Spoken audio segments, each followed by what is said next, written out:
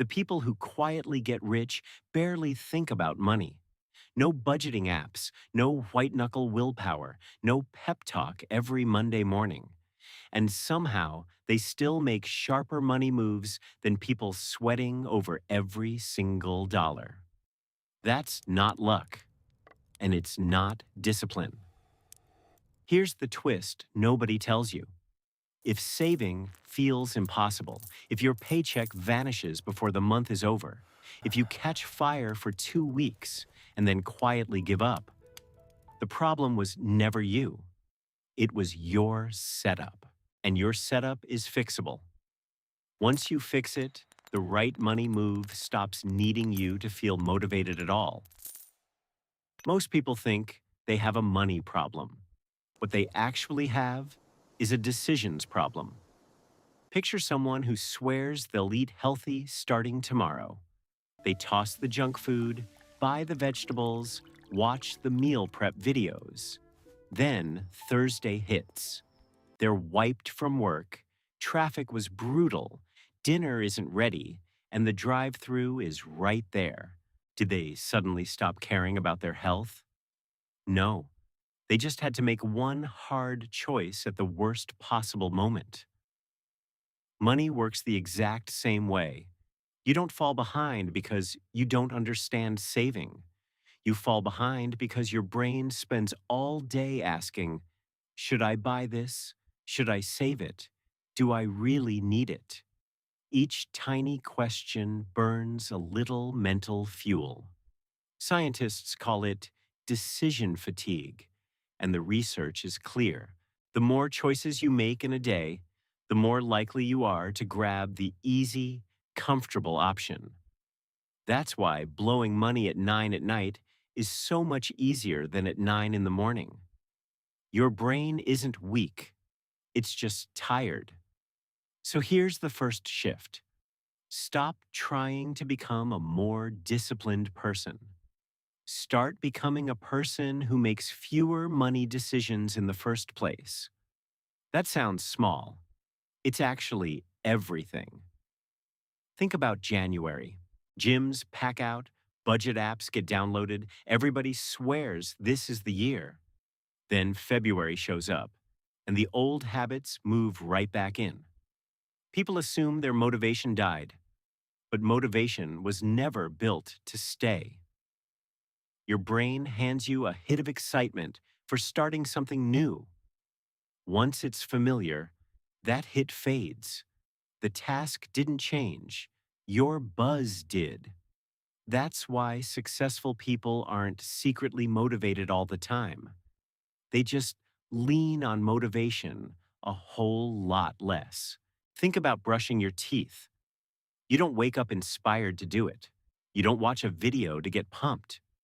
You just do it because the decision disappeared years ago. Money can run the same way.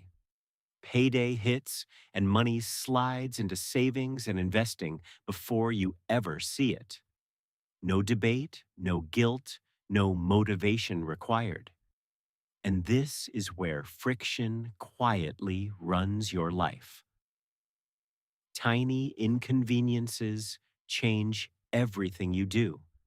The remote across the room gets used less. Snacks at eye level get eaten more. Money obeys the same rule. If spending takes one tap, you'll spend. If investing takes one tap, you'll invest. Your financial future depends less on willpower than on which button is easiest to press.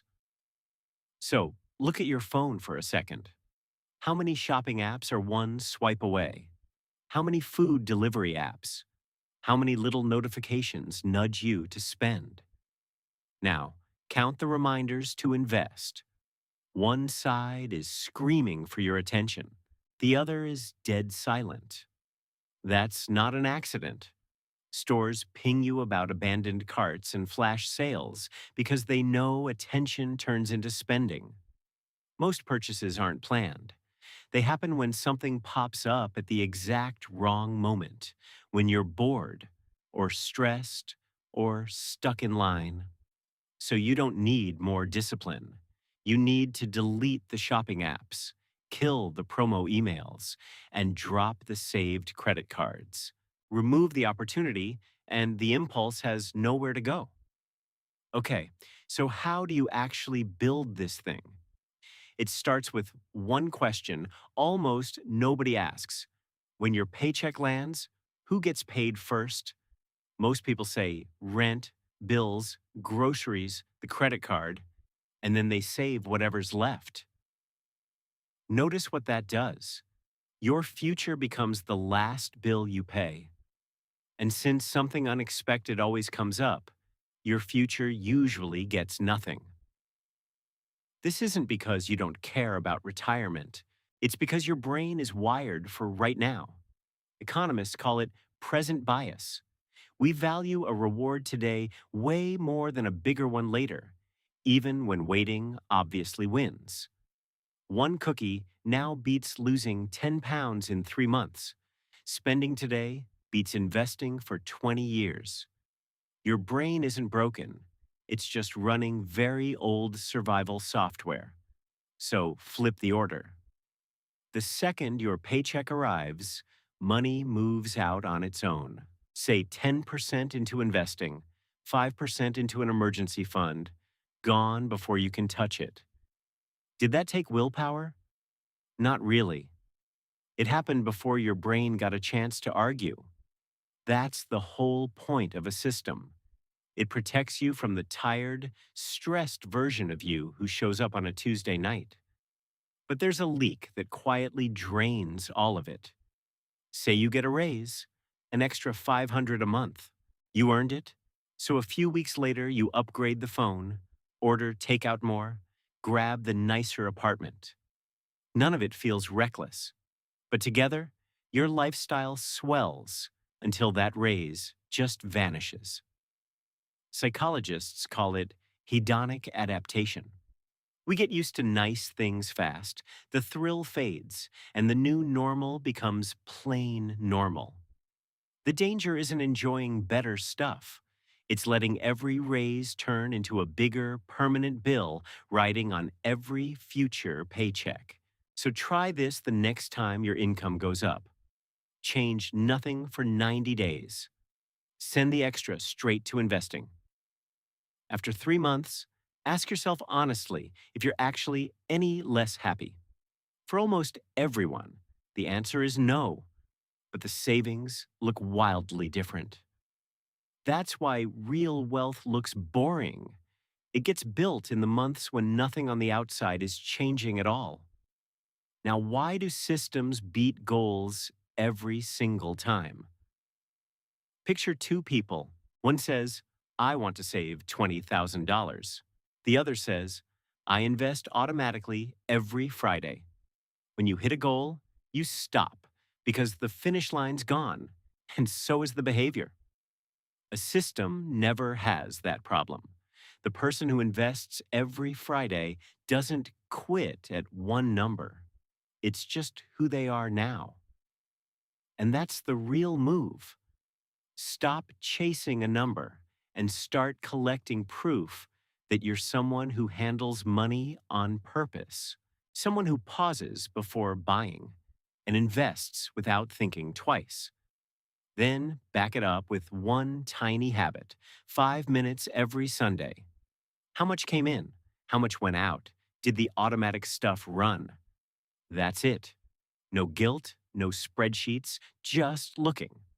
Because what gets noticed gets adjusted, quietly without anyone forcing it. So here's the whole thing in one picture. Design your money like you design your kitchen. You don't keep the trash can in the middle of the floor, right? You set things up so the everyday stuff takes zero effort. Give every dollar one job, one account for bills, one emergency fund, one that invests on its own, one for guilt-free spending. Now you stop wondering if you can afford something because the decision was already made. Then add friction where you want less. Big purchase? Make yourself wait a full day. Over 500 bucks? Wait 3. Not because buying is bad, but because emotions move faster than your bank balance. Delete the saved cards. Keep the investing app easier to open than the shopping app. Tiny bits of friction, applied every day, quietly stack into freedom. So if you take one thing from all of this, let it be this. Stop asking how to stay motivated with money. Start asking how to make the right choice happen without you. Motivation runs out. Willpower gets tired. Feelings change by the hour. But a good system keeps working on the busy days, the broke days, and the days you don't think about money at all. Nobody wakes up rich overnight. They wake up one morning and realize a few hundred boring, automatic decisions quietly stacked into something huge. If this helped, hit subscribe because the next one builds right on it.